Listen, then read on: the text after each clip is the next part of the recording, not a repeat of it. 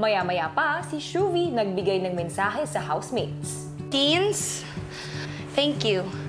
Kung sa tingin ninyo napasaya ko kayo, for me, it's the other way around. Kinailangan ko to. As an ate, I'm just really proud of how you've overcome those trials. Ayoko pa siyang umalis. She was the most perfect person na pumasok in times of trouble. Nago ni Kuya ang buhay ko. So sana mabago din yung buhay niyo. And pag nakamit niyo yun, sana wag niyong kalimutan na si Kuya lahat may gawa nun. Mas maging magandang ehemplo kayo ng kabataan. Sana napasaya ko kayo sa konting time na meron ako with you. I love you and samji tayo after. Shuvi, magpaalam na sa iyong mga kasamang mga housemates. Love you, love you.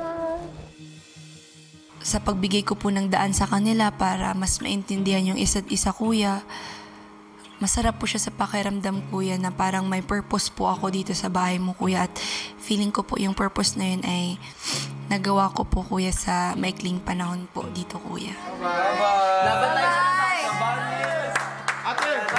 Shuvi, sa likod ng schedule mo, sinigurado mo na libre ka.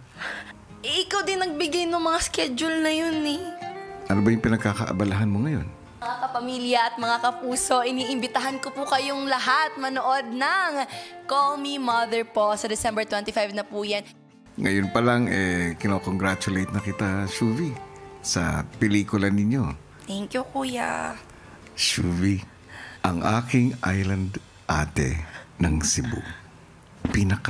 Ipinagmamalaki ko ang pagiging ate mo mula sa pag-aalaga at pagsasakripisyo para sa iyong mga kapatid. Ngayon, ate ka na rin sa aking mga housemates. Alam ko, kinailangan mo din ang paghingang ito mula sa ingay ng mundong kinabibilangan mo.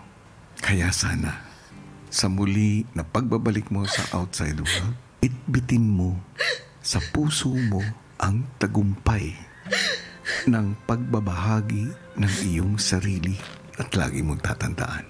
I am very proud of you. Mahal na mahal ko po kayo, Kuya. Maraming salamat po sa pagbabago ng buhay ko. Muli, maraming salamat at hanggang sa muli, aking house guest, Shuvi.